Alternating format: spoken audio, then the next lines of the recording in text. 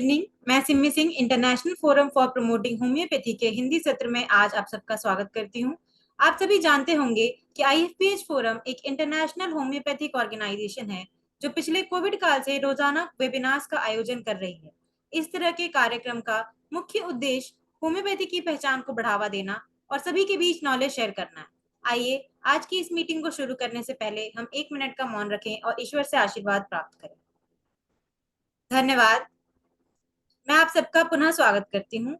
आज हमें बहुत खुशी है कि इस सेशन के गेस्ट स्पीकर हैं एक एनर्जेटिक और insightful homeopath doctor Mohammad Arqam Khan sir. Doctor Arqam Khan एक प्रसिद्ध होम्योपैथ डॉक्टर एलएम खान के पुत्र हैं और अपने परिवार की दूसरी पीढ़ी के होम्योपैथ हैं। उन्होंने अपनी बीएचएमएस की degree Neminath homeopathic medical college Agra से प्राप्त की है। पिछले 8 वर्ष से वे अपने पिताजी डॉक्टर एलएम खान सर के मार्गदर्शन में उनके क्लिनिक में कार्य कर रहे हैं और क्लिनिक प्रैक्टिस में इनवैल्यूएबल अनुभव प्राप्त किया है। उन्होंने पिछले 1 साल में होम्योपैथिक कॉन्स्टिट्यूशनल रेमेडीज के माध्यम से यूरिनरी प्रॉब्लम्स और फीमेल डिसऑर्डर्स पर कई सक्सेसफुल वेबिनार्स और क्लासेस कंडक्ट की हैं। डॉक्टर अरकम का मेन एम है कि वे अपने अनुभव और रिसर्च बेस्ड अप्रोच से होम्योपैथी के कोर कंसेप्ट्स को हर प्रैक्टिशनर तक पहुंचाएं।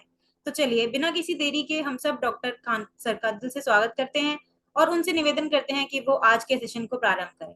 Over to you sir. Hello, good evening, everyone.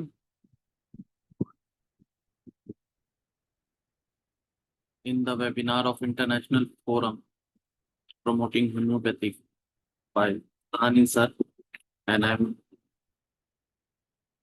very glad sir always call me in webinar, and he think that I am capable and able to speak in an international forum.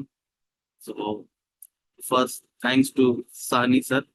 Thank you so much, sir, for giving the opportunity to speak in this session. So हमारा तो हिंदी में बोलना, हमारा जो last इसी अक्टूबर में इसी platform पे एक वेबिनार डिस्कशन हुआ था और हमने डिस्कस किया था कॉन्स्टिट्यूशनल रेमेडी को हम लोग किस तरह से स्पॉटेड करेंगे कि एज अ कॉन्स्टिट्यूशनल फीचर और कैरेक्टरिस्टिक ऑफ द सिम्टम कि ये रेमेडी। सो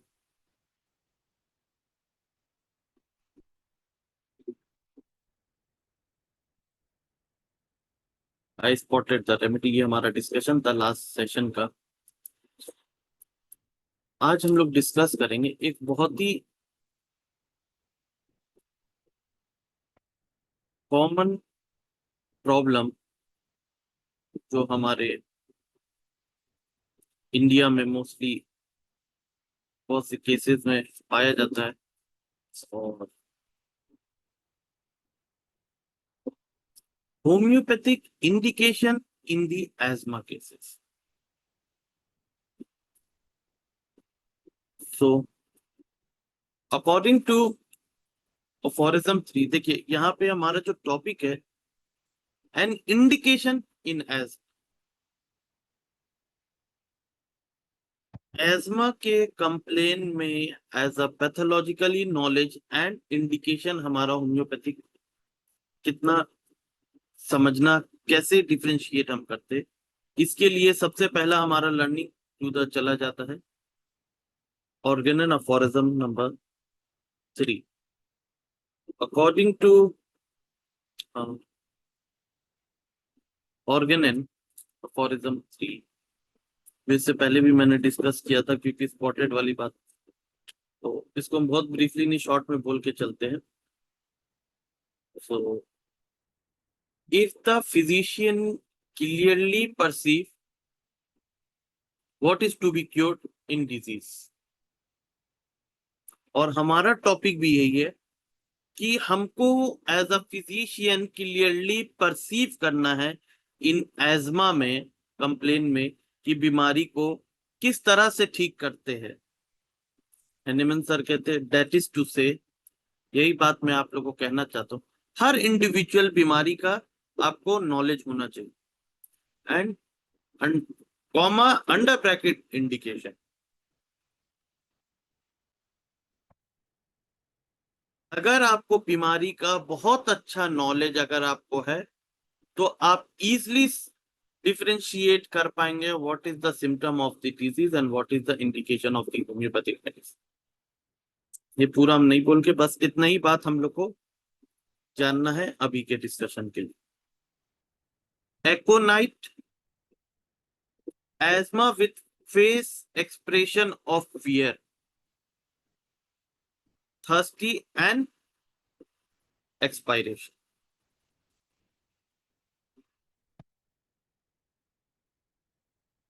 एस्मा के कंप्लेन में उसका जो ब्रीथिंग डिस्ट्रेस होगा with the expression of the face very fair.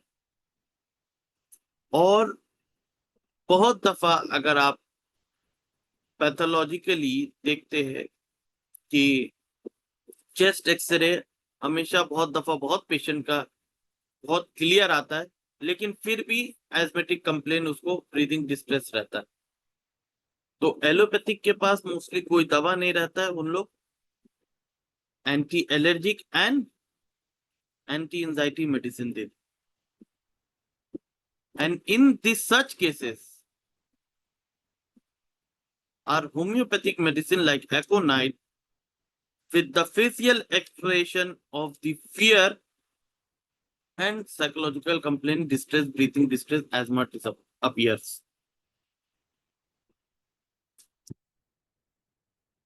Very thirsty patient and expiration. Inspiration से ज्यादा expiration.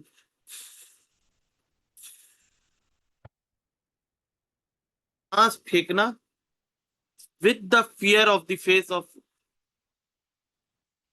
with asthma complaint and हर थोड़े थोड़े देर में पानी का बहुत प्यास, लार्ज क्वांटिटी ऑफ वाटर, बहुत बहुत पानी, हर थोड़े थोड़े देर में पानी, very thirsty. And the facial expression similar aconite expression. और अगर आप एक चीज मैं आपको दिखाता हूं कि एकोनाइट अगर आप एलेंस की नोट में बहुत अच्छे से पढ़िएगा तो उसके सेकंड पेज में देखिएगा कि एलेंस की नोट में क्या है ना कि बहुत अच्छा एक ब्यूटी है कि उस किताब में जो रेफरेंस रहता है, बहुत सारे एलेंस अपनी बात सारी जो अपनी किताब में लिखते हैं, फिर एक किसी भी रेमेडी में अगर किसी की बात बहुत ज्यादा इंपॉर्टेंट अगर है तो उसका रेफरेंस देके वो वहां लिख देते हैं कि ये मेरी बात नहीं है, मेरा अकॉर्डिंग एकोनाइट तो ये है, लेकिन इनकी बातें भी आप देख लीजिए ये क्या कहते हैं। जैसे बहुत जगह लिपि की बात, हेनेमन की बात, इस तरह की बात उन्होंने बहुत सारे उसमें रेफर करके दे दिया है। सिमिलर एज एकोनाइट में मैं आपको दिखाता हूं।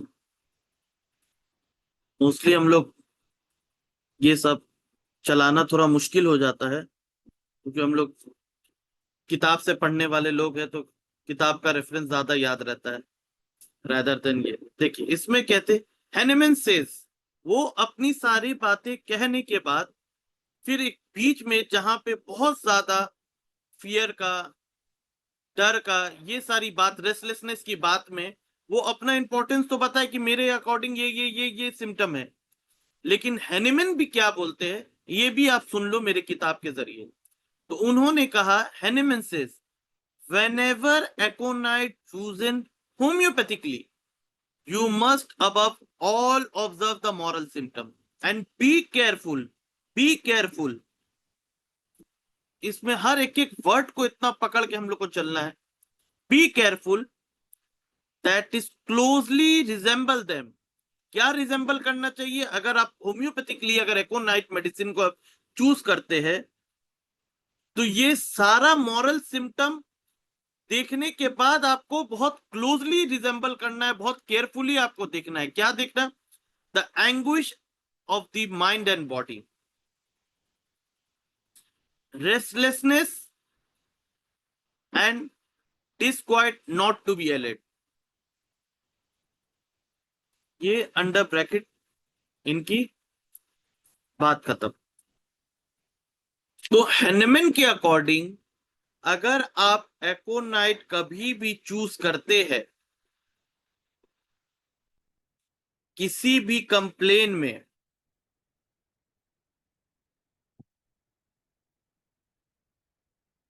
तो आपको anxiety anxious of the mind and body वैसी होना चाहिए, रेस्टलेसनेस उसी लेवल का होना चाहिए जिस लेवल का एकोनाइट एंड द पेशेंट में होना चाहिए, बेचैन,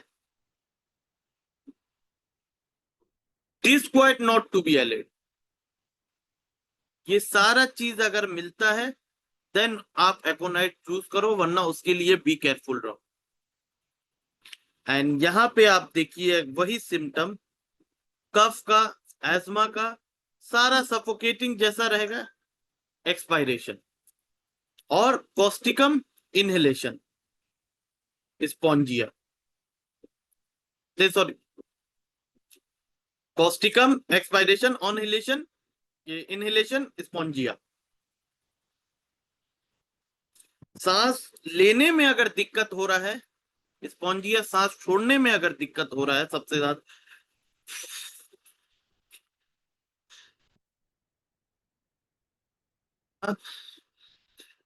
ले नहीं पा रहा है, एजमेटिक कंप्लेन, स्पॉन्जिया छोड़ने में, कॉस्टिकम एंड एकोनाइट। सो इसके साथ with the strong thirst, desire, expression of the fear, restlessness and anguish of the mind. In case of asthma, give Aconite. और अगर कभी भी बहुत ज्यादा कहीं किसी से डर गया, आफ्टर फेयर एजमेटिक कंप्लेन उसका डेवलप, साइकोलॉजिकल अगर डेवलप होना सकता है without any pathology, give Aconite with the indication expiration.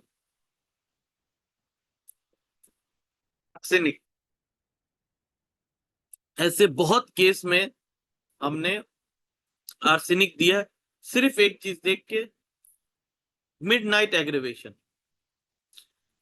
12 से 1 1:30 के बीच में कंप्लेन एग्रीवेट हुआ। डॉक्टर साहब दिन भर तो मेरे सांस का तकलीफ में उतना नहीं होता है, रात जैसे आता है बीच रात में मेरा सांस का तकलीफ इतना शुरू हो जाता है, इतना शुरू हो जाता है, और सामने ऐसे झुक के रहते हैं तो बहुत आराम मिलता है। पानी का प्यास तो उतना नहीं रहता लेकिन थोड़ा थोड़ा पीते रहते हैं, और थोड़ा गुनगुना पानी, गर्म पानी, ये सब पीते तो आराम मिल जाता है। And complain start at the midnight. Never forget a wonderful remedy in the asthmatic complaint with the relief, aggravate at the night and relief by the bending forward. And with the desire of the water, warm water in a small quantity and short interval में, हर थोड़ा थोड़ा देर में पानी एक SIP लिया, एक SIP पिया, एक सिप रख। Medorrhinum, asthma complain much better lying and abdomen, protrude tongue,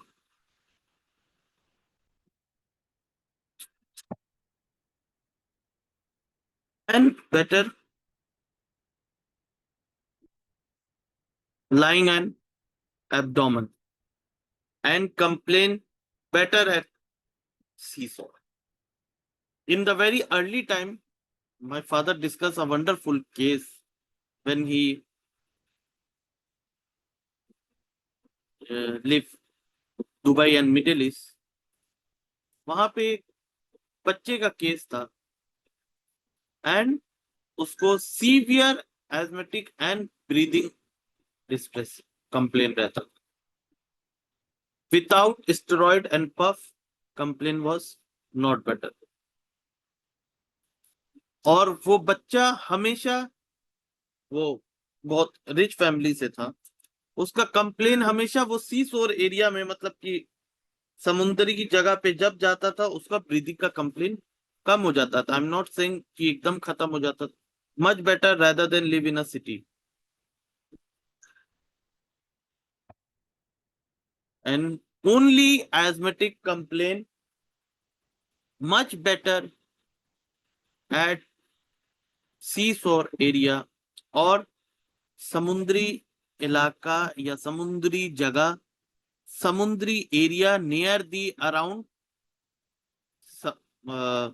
C area, asthmatic complain much better. Even in the case of a psoriasis or allergic eruption or allergic anything, the eruption get much better in the seashore area and patient prefer to lie on abdomen. Asthma ameliorate, and whenever asthmatic complaint start, breathing distress, protruding tongue, medorrhinum medorrhinum Medorrhinum.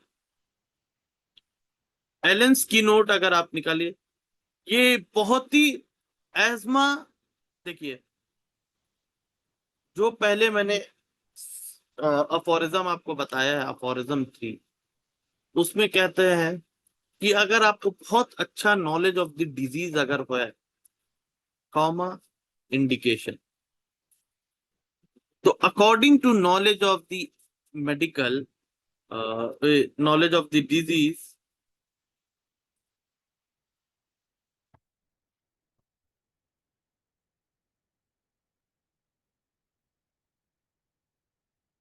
और उसके according symptom of the asthma, जितना motion में आएगा, जितना दौड़ेगा, जितना भागेगा, asthma complain बढ़ेगा। But what is the indication of a homeopathic remedy like sepia asthma relieved by dancing and exertion? कभी भी ब्रीदिंग प्रॉब्लम, ब्रीदिंग डिस्ट्रेस का कंप्लेन होगा, चलता रहेगा, उसको सांस का कंप्लेन में आराम मिल जाएगा, रुकेगा सांस, उसका दिक्कत होगी। एक्सर्शन करता रहेगा, वॉकिंग करता रहेगा, स्पीड में चलता रहेगा, नाचता रहेगा, डांस करता रहेगा, उछलता रहेगा, उसको ब्रीदिंग डिस्ट्रेस में प्रॉब्लम रहेगा, आराम रहेगा। जैसे बैठ जाएगा, लेट के रहेगा, ब्रीदिंग प्रॉब्लम। तो हमेशा हम लोग अपने केस टेकिंग में भी पेशेंट से, अगर ये आपको कंप्लेन हो रहा है, किस वक्त होता है, ये सारा क्वेश्चनिंग जो है एक्सेसरी सर्कमस्टांसेस वाली बात अफोरिज्म 5 के अकॉर्डिंग,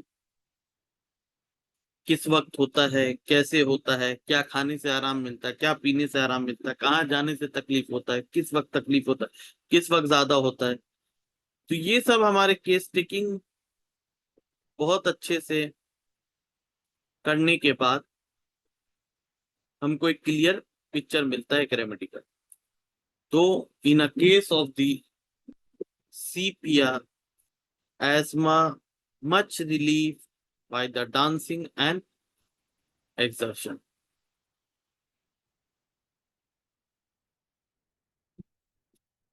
किसी का कोई क्वेश्चन है वो हम लोग लास्ट में अभी डिस्कस कर लेते हैं, लास्ट में आप नोट करके रखिए तो फिर हम लोग उसको डिस्कस।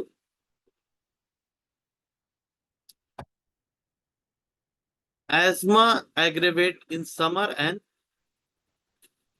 ठंडा का मौसम रहेगा, कंप्लेन मच बेटर रहेगा। जैसे गर्मी का कंप्लेन आया, सांस का दिक्कत पड़ती है। और हमेशा सिफिलिनम के केस में याद रखिएगा कि family history background of the insanity,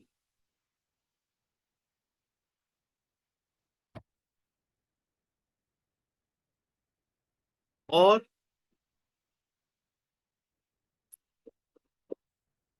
सिफिलिनम, जैसे आर्सेनिक का हमने बताया है, मिडनाइट, बीच रात में तकलीफ सबसे ज्यादा होगा, फिर उसके बाद कंप्लेन बेटर हो जाएगा। But in the case of the सिफिलिनम, with the rhythm of the night, complain aggravate। शाम जैसे जैसे होगा, रात जैसे जैसे होगा, कंप्लेन बढ़ता जाएगा। जैसे जैसे सुबह के वक्त होना शुरू होगा, कंप्लेन में बेटर हो जाएगा। Whatever may be the pathology of this complaint, even in the case of the cancer, syphilinum work marvelous in this symptom only. Complaint aggravate by the rhythm of the night। और जैसे जैसे रात बढ़ता चला जाएगा, तकलीफ कंप्लेन बढ़ता चला जाएगा। जैसे जैसे सुबह होगी, रोशनी आना शुरू होगा, वैसे वैसे कंप्लेन बेटर होगा। But in the case of the asthma, complain aggravate asthma breathing. ठंडा रहता है तो ठीक रहता है, गर्मी जहां होती है ब्रीथिंग डिस्ट्रेस ज्यादा। और समुद्री एरिया में, समुद्र के इलाके में सांस की तकलीफ और बढ़ जाती है, ब्रीथिंग प्रॉब्लम बहुत सीवियर हो जाती है। Never forget remedy syphilin. कैलिका, asthma relief from bending forward and rocking। जैसे चेयर में आदमी बैठ के रॉकिंग करता रहता है, अगर कोई ऐसा चेयर है, रॉकिंग चेयर है, उसमें बैठ के अगर है, specially in the case of the old age person, asthmatic problem है, रॉकिंग चेयर में हिलता रहता है, उसका ब्रीथिंग प्रॉब्लम में आराम मिलता है, and much better in the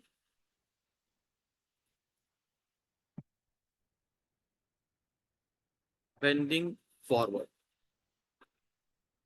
Wonderful remedy is our Kelly Carb। Keep yourself, asthma relief, sitting up with head bend backward, chilly, hypersensitive। Asthma much relief, sitting up, head backward, bend backward, chilly patient, hypersensitive। उसको हल्का सा हवा भी लग के जाएगा, उसको ठंडा लगने लगेगा। That is hyperself। Hypersensitive and asthma much relief by bending backward।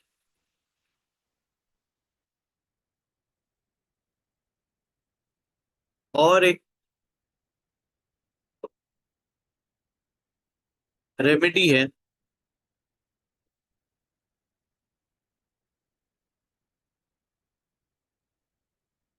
जैसे हम लोग कहते हैं ना, what is the symptom of the cough of natrum mur.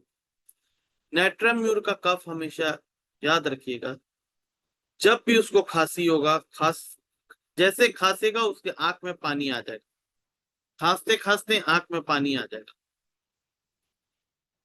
जब खांसी होगा उसको, जब कफ होगा उसको, जब खांसना उसको शुरू होगा, उसका आंख में पानी हमेशा आंख को दिखता रहेगा। खांसी हुआ, आंख में पानी आ गया। Never forget remedy natrum mur in a cough और complain aggravate by the sunlight। Cough aggravate sunlight and cough with the VPI। जब खांसेगा आंख में पानी। Wonderful remedy natrum root। And in a case of a hyper self asthma relief, sitting up, head backward, bending backward, chilly, so chilly कि हल्की हवा भी गुजरेगी उसको ठंडी लग जाएगी। That is hyper self।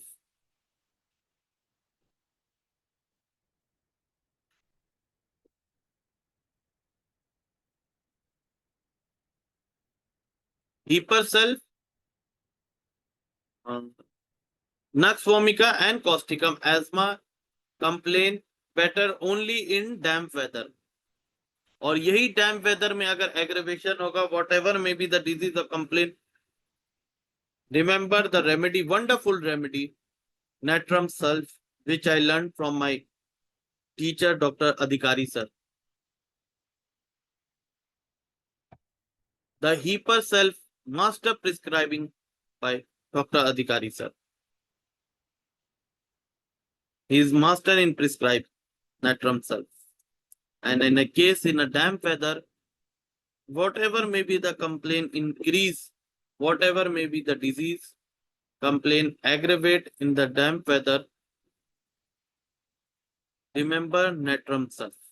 And in a case of asthma, damp weather, complaint ameliorate, relieve asthma in the damp weather, Heeper self, nux vomica and causticum. Cannabis sativa. Patient where, asthma where the patient can only breathe by standing. बैठ के है सांस की तकलीफ, late के है सांस की तकलीफ, चल रहा है सांस की तकलीफ, दौड़ रहा है सांस की तकलीफ, खड़ा रह रहा है,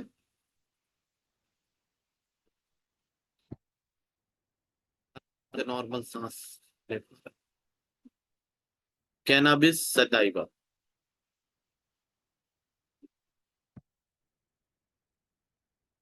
Asthma from anger.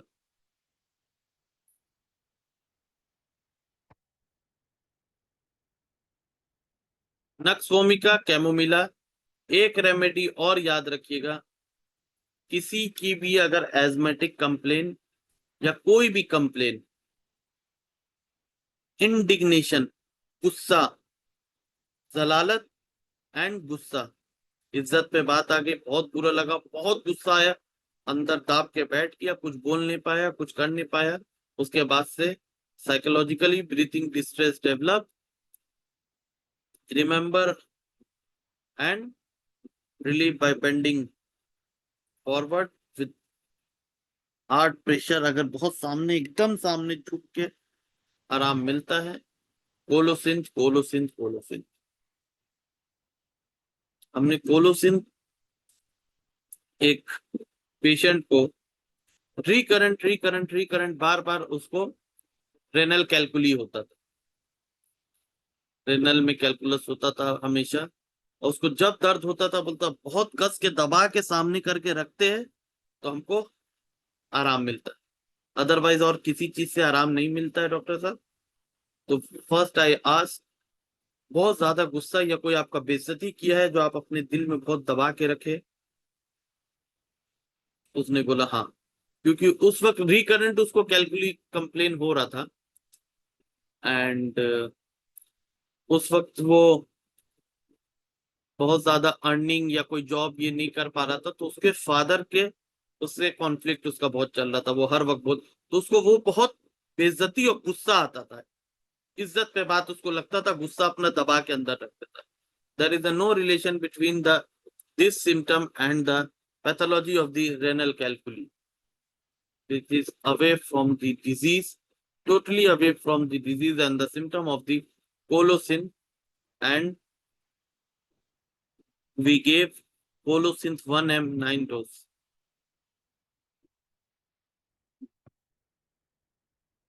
और उसको फिर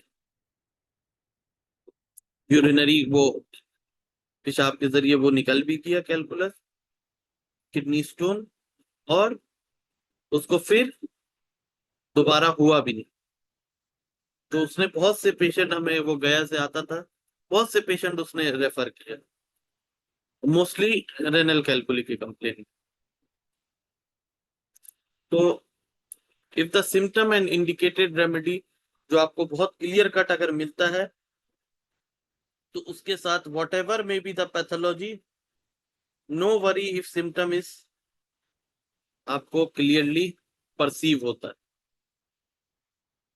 जैसे अकॉर्डिंग टू अफोरिज्म 3 जो मैंने स्टार्ट किया है अपना डिस्कशन, ये बोल के, if the physician clearly perceive what is to be cured in the disease, एक पेशेंट जो आपके आया है वो बीमारी लिखो, उसमें क्या आपको ठीक करना है, अगर ये आप बहुत अच्छे से परसीव कर लेते हैं और नॉलेज ऑफ द डिजीज आपको पता है और इंडिकेशन अपना होम्योपैथिक रेमेडी का पता है, तो ये आपका केस बहुत इजीली निकल जाएगा।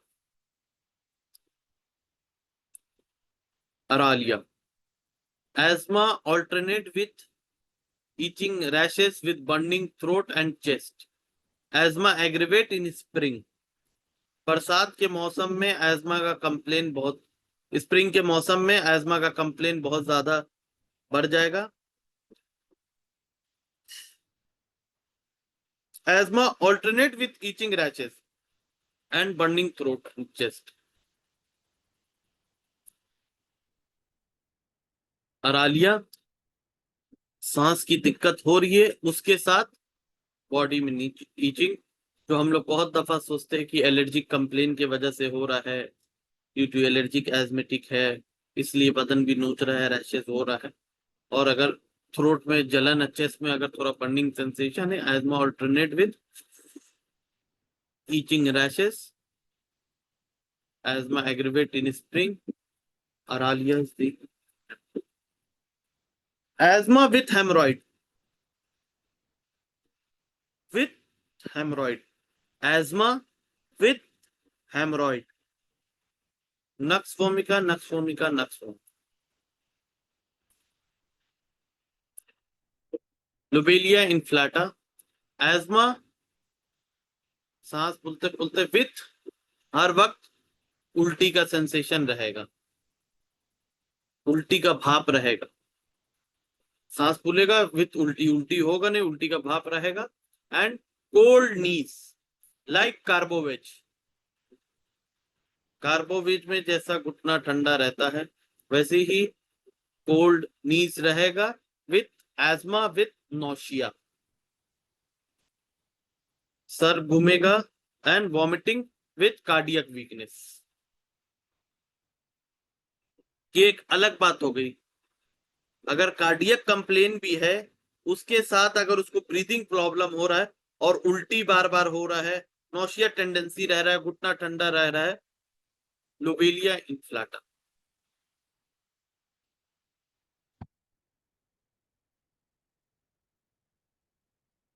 Cardiac weakness with breathing problem, सांस फूलता है, दम घुटता है, सांस का ब्रीदिंग लेने में डिस्ट्रेस होता है क्योंकि कार्डियक वीकनेस है, हार्ट का प्रॉब्लम है, और वॉमिटिंग बार बार होता है, घुटना ठंडा है, सर चकराता है, with lobelia inflata.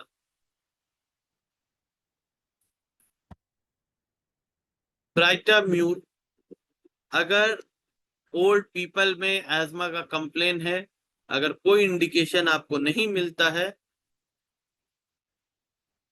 Baryta mur in old people when no indication found.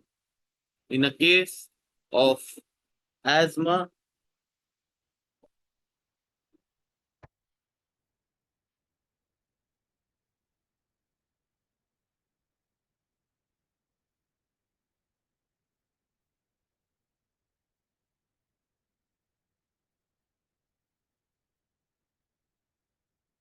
Baryta mur.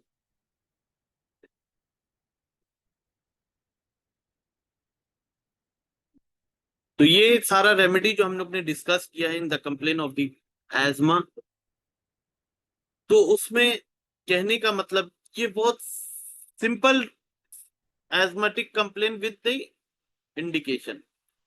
तो बेसिस प्रिस्क्राइबिंग हमारा in this search for homeopathic specific remedy, that is to say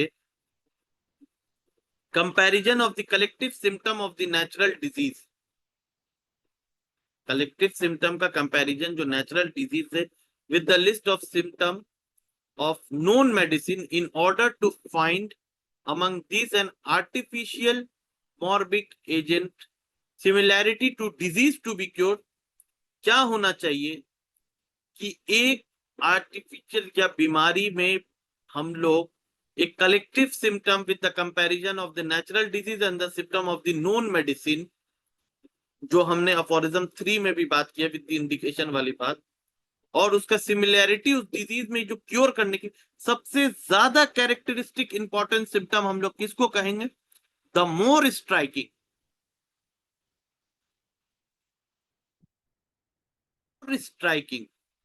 ऐसा सिम्टम जो आपके ऊपर फॉलन डाउन हो जाना, जो आपको मतलब कि शॉक कर देने वाला, जैसे like see the symptom of the sepia in the ESMA complain much better on the exertion and the dancing. This is very striking symptom and shocking and away from the disease. There is a no relation between the complaint of the asthmatic disease and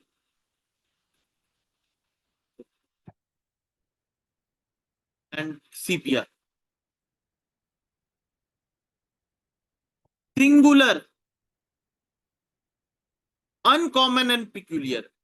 According to Hahnemann 153 के according sign and symptom characteristic वही है characteristic जो बहुत striking symptom आपका है, जो आपको एक बीमारी से सिम्टमेटोलॉजी डिजीज का और मेडिसिन का जो डिफरेंशिएट कर देता, अलग कर देता है. पिक्युलैरिटी वही पिक्यूलियर सिम्टम है, वो एक सिम्टम नहीं है, वो 1000 सिम्टम के बराबर है. इसलिए क्योंकि वही कैरेक्टरिस्टिक है, वही मेडिसिन है जो आपको उस बीमारी से आराम देगा. और हैनेमैन जी कहते हैं, पहले शुरू किए more striking, singular, uncommon, peculiar, under bracket characteristic. यही आपका कैरेक्टरिस्टिक. अगर आप अपने पेशेंट में सब चीज ढूंढ रहे हैं, ढूंढते ढूंढते आपको सारा कंप्लेन मिल रहा है, ये भी पसंद है, वो भी पसंद है, ऐसा भी होता है, पास हिस्ट्री, फैमिली हिस्ट्री, सब कुछ आ रहा है, सांस का दिक्कत होता है, डॉक्टर साहब, ये भागती रहती है, चलती रहती है, उसको आराम मिल जाता है. वेरी शॉकिंग, अनकॉमन, मोर स्ट्राइकिंग. यही कैरेक्टरिस्टिक है, यही सिम्टम है जो उस बीमारी को या उस पर्सन को ठीक करेगा. और यही रेमेडी है. दैट रेमेडी वाज सीपिया सीपिया.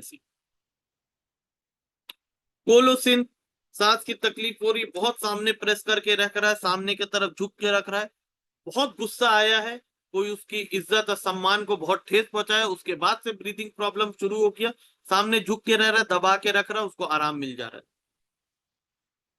एज्मा का सामने झुकना, दबाना, क्या रिलेशन? उतना दिन से वो ठीक था, तो उसको वो बात दुख लगा, उसी के बाद से उसको गुस्सा आया, उसका सांस की तकलीफ शुरू हो. That is the characteristic. और वही साइन और वही सिम्टम है जो कैरेक्टरिस्टिक है, एक रेमेडी का और एक इंडिकेशन. अगर ये चीज अगर हम लोग बोलते हैं या बता रहे ना कंप्लेन ऑफ द एज्मा, तो ये नहीं है कि स्पेसिफिक ये इसका रेमेडी है, ये हो रहा. उसके पीछे बैकग्राउंड उसका हमको एक वजह बताना होगा कि हम लोग इस सिम्टम पे क्यों दे रहे. और ये वजह को explanation according to Hahnemann Organon of Medicine with the aphorism 153 and aphorism 3 कि पेशेंट में आपको क्या परसीव क्लियरली करना है एक फिजिशियन को, एक पेशेंट की बीमारी को ठीक करने के लिए.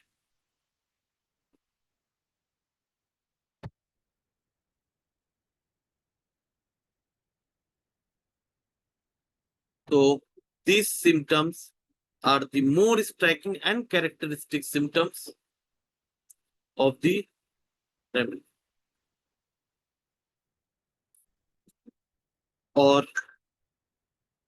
और एक दो बात मैं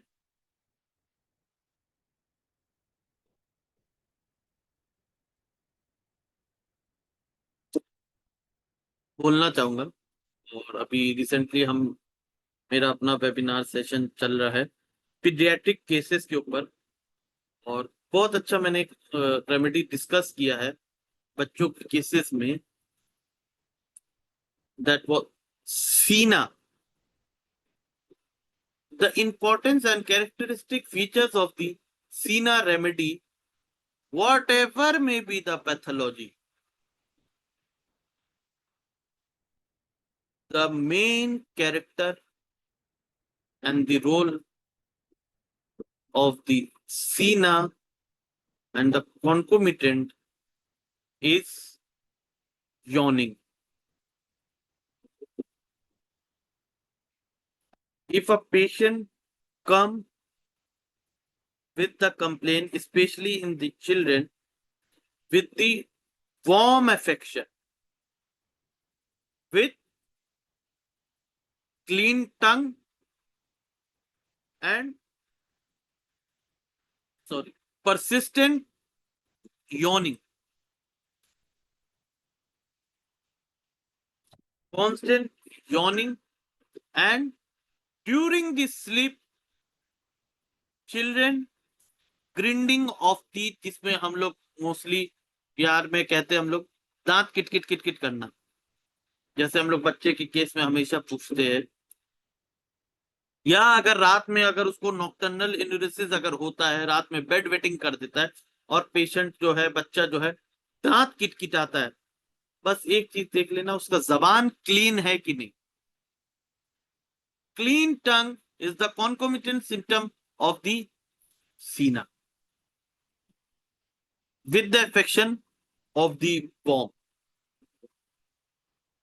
In the case of a worm, clean tongue is very important, because if we learn and go through the practice of medicine learning, parasite, bacteria, worm affection, ये सब अगर पेट में रहता है, हमेशा टंग जो है व्हाइटिश हो जाता है during the in the case of the bacteria and parasite complain.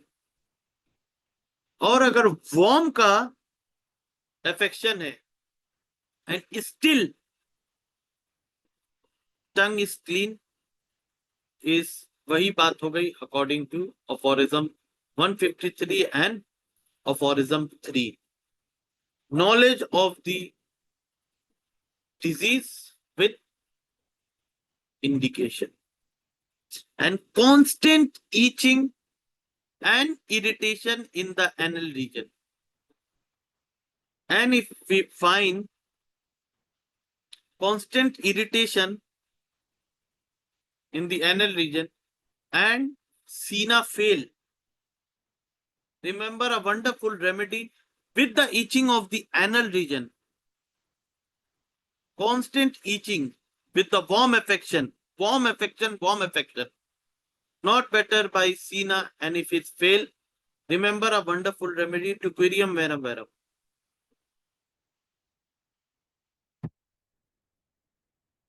If it is fail, in a case of a worm with the rectal region itching complaint, much better. Or in one of my case, I gave Sina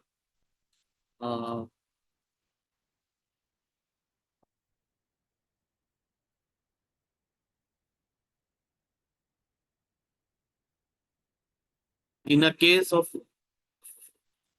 worm and itching in the rectal region with grinding of teeth, Sina मैंने दिया था और CM, और वो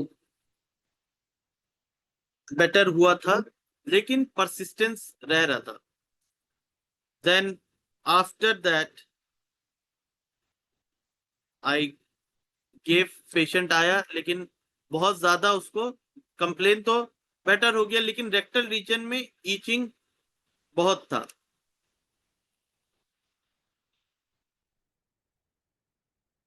then I gave Teucrium marum verum. देखिए, हम आपको आज ही हम वो फोटो लिए थे, क्योंकि हम अपने सेशन में डिस्कस कर रहे हैं उस चीज को, तो इसीलिए मैंने कहा यहाँ भी।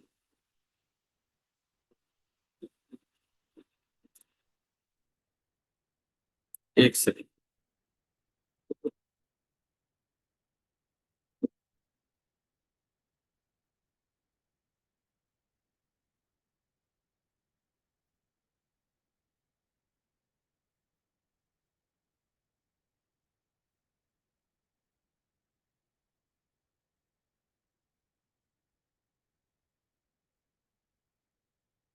पेशेंट कॉन्स्टिट्यूशनली हम लोग पेसिलाइनम उसको दे रहे थे, लेकिन उसकी मदर आई, बोली बहुत सीवियर, उसको दांत किटकिटाता है और उसके साथ बाथरूम रहता है। वो तो वॉर्म का बात ही बोली कि वॉर्म रहता है, लेकिन ग्रिंडिंग ऑफ टीथ जब हमने पूछा, एंड आई गिव सीना, वो एनिक हम लोग करके लिखे है, क्योंकि डॉक्टर ज्ञान मुजुमदार सर सीना को उल्टा करके लिखते थे।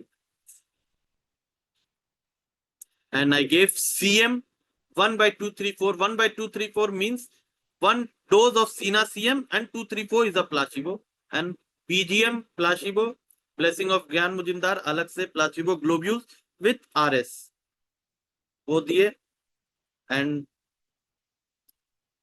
After that grinding of the teeth था, तो CM O करके, O मीन्स प्लासिबो हम लोग करके फिर दिए। उसके बाद भी कंप्लेन में बेटर बहुत ज्यादा नहीं आया। ईचिंग इन दी रेक्टल रीजन परसिस्ट कर ही रहा था, वो बहुत ज्यादा नोच रहा था, वॉर्म इफेक्शन उतना नहीं आ रहा था, कम हुआ था, लेकिन ईचिंग इन दी रेक्टल, सीना देने के बाद प्रॉपर रिजल्ट नहीं मिलने के बाद फेल कर रहा था। And I gave Teucrium marum verum CM 1/234 once dose. जनवरी में दिया, फरवरी में O दिया, मार्च में O दिया। उसके बाद कंप्लेन में बेटर था, कोई हम लोग मेडिसिन नहीं दिया उसको ऐसी। Then he complain with the other constitutional complain, उसका जो VS टू कोल्ड ठंडा लगने, वो सब कंप्लेन में बेहतर हो गया। Then we come back to our constitutional remedy Bacillinum. बीच में ये इंटर करंट रेमेडी जो उसके कंप्लेन पे बेसिस पे दिया गया, Teucrium marum verum relieve the complain. I give back to the Basilinum LM1 TDS with PGM placebo, blessing of ज्ञान मुजुमदार सर। सो ऐसे कंप्लेन में अगर सीना, अगर ये सिम्टम आने के बाद भी itching in the rectal fail करता है, तो एक बार with the warm affection, itching, constant itching, irritation in the region of the rectal area, remember wonderful remedy Teucrium verum verum. और CM पोटेंसी मैंने दिया था, देखिए जनवरी में दिया, उसका जून तक वो काम कर गया। कंप्लेन तो बेटर फरवरी में भी हो गया था, वो चल ही रहा था, वो वॉर्म भी नहीं हो रहा था। और बेसिलाइनम जो स्टार्टिंग में मैंने कॉन्स्टिट्यूशनल चला रहा था, तो उसमें आप देखिए कि कॉन्स्टिट्यूशनल चलाने से उतना दिन का भी वो वर्क कर रहा है, उसको कंप्लेन ये सब नहीं। फिर बाद में उसको सिम्टम थोड़ा रिलैप्स हुआ, when we back to our constitutional remedy. So मुझे जो अपने नॉलेज में, जो मैंने अपने फादर से सीखा है और जो हम लोग क्लिनिक पे अपने करते हैं, वही मैं आप लोग के साथ शेयर किया। और इसमें कुछ कमी या कुछ ऐसा ये रह गया होगा जो हम प्रॉपर एक्सप्लेन नहीं कर पाए, तो इसके लिए आई एम वेरी अपोलोजेटिक, कि मैं भी अभी सीख रहा हूँ बहुत ज्यादा।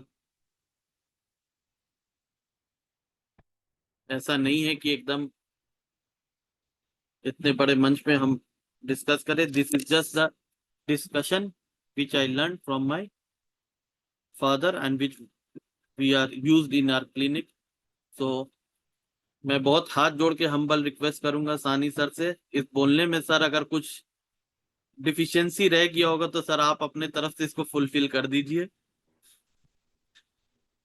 आपको इतना इतना फ्रीली आप बात कर रहे थे, तो इसमें डेफिशिएंसी रहने की कोई बात ही नहीं होती है। किसी को एक सवाल है, किसी ने लिखा है आई हैव ए क्वेश्चन। क्या क्वेश्चन किनको है वो बताइए। जो जिन्होंने लिखा है कि कुछ सवाल है उनको वो कृपया बताएं, कौन से हैं आप लोग। आपका नाम नहीं दिया हुआ इसलिए हम लोग नाम नहीं ले पा रहे हैं। आपके अगर प्रश्न है तो बताइए। और भी कोई एनीवन अगर क्वेश्चन करना चाहता है जो इससे तो, रिलेटेड, जो हम लोग डिस्कशन किए उससे रिलेटेड कुछ, हाँ रिलेटेड ही बात करनी चाहिए। तो किन्हीं को और सवाल है आप बात कर सकते हैं, अभी समय है हम लोग के पास में 10 मिनट।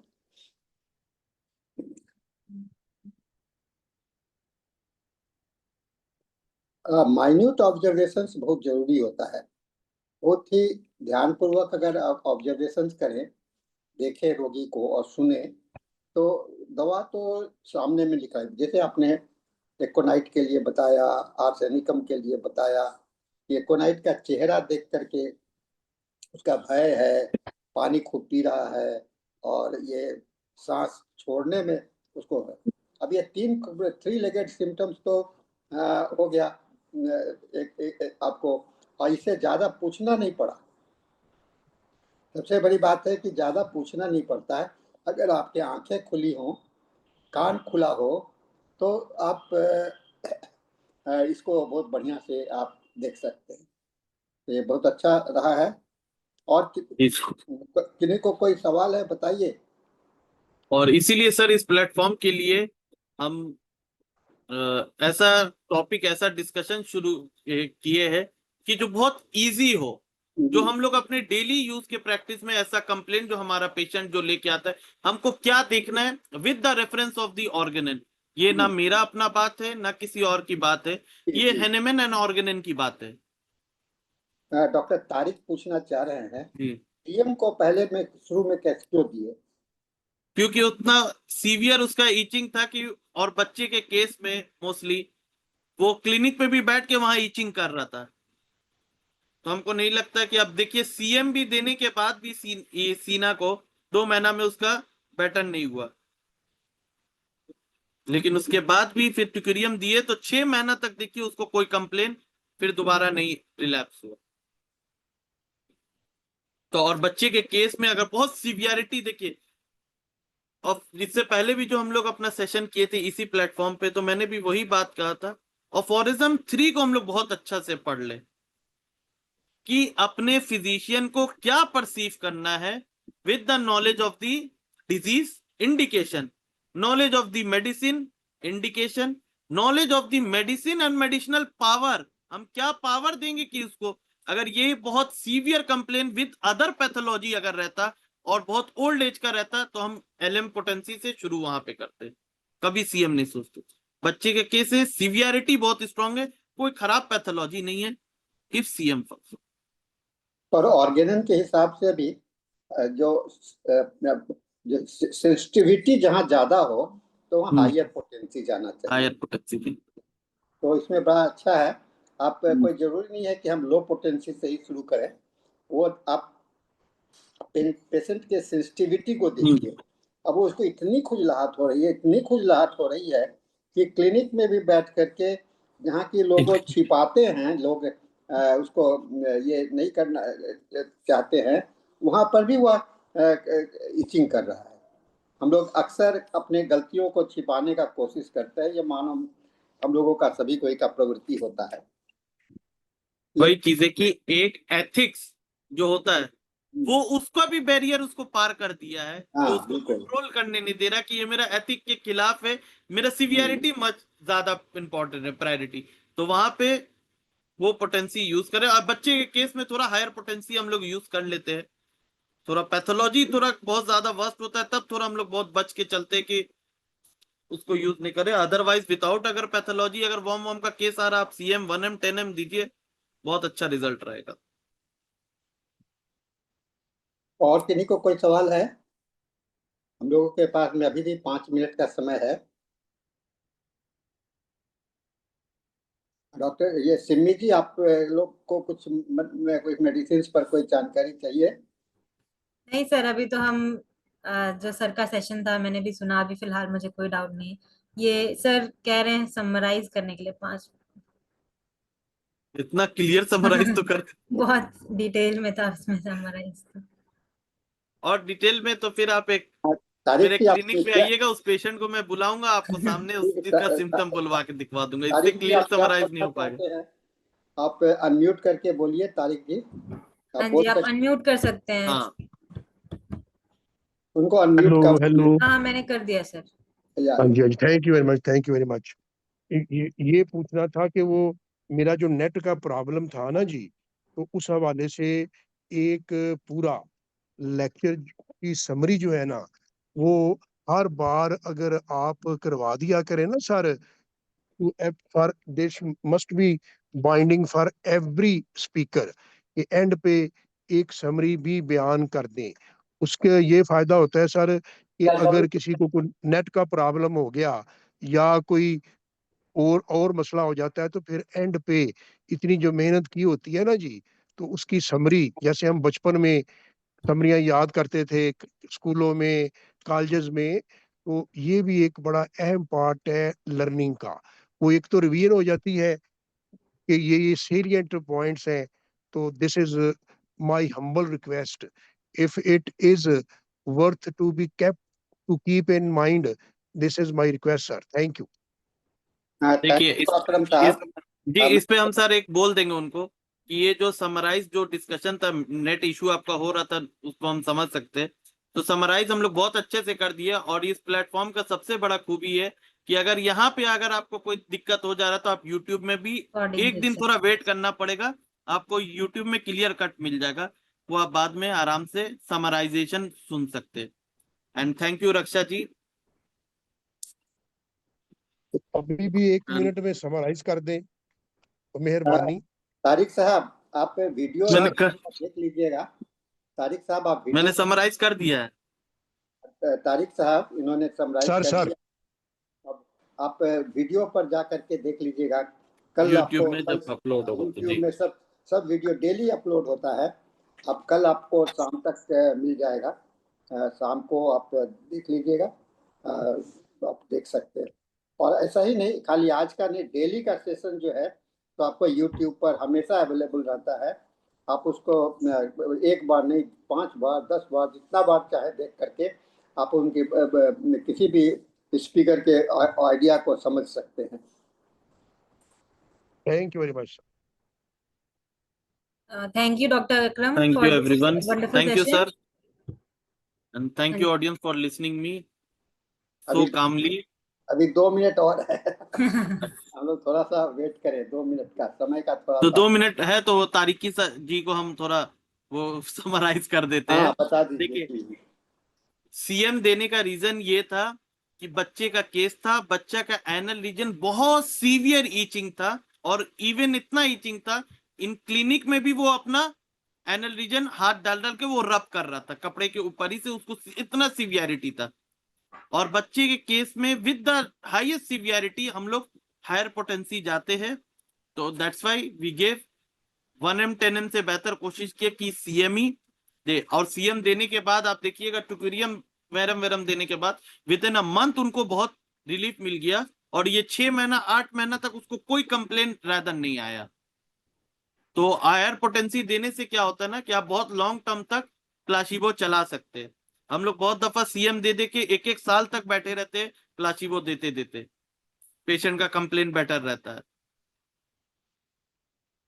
मैंने अपने एक पेशेंट को सीपीआर सीएम दिया था, लेडी को 1 साल तक प्लासिबो चला था, 1 साल तक प्लासिबो, उसका कोई कंप्लेन नहीं, मच बेटर।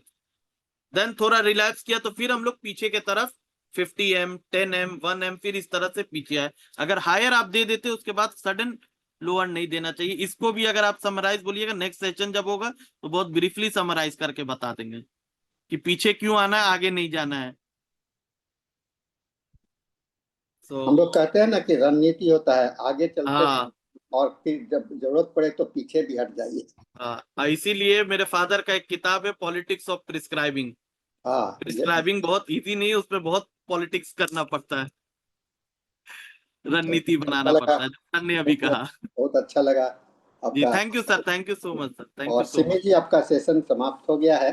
आप इस सेशन को हैंड ओवर कीजिए डॉक्टर ये धनेश जी को।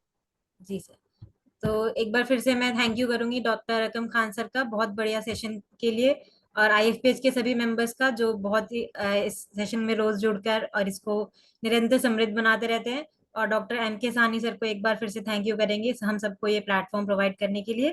Thank you, and now I hand over this session to the next team. Thank you very much.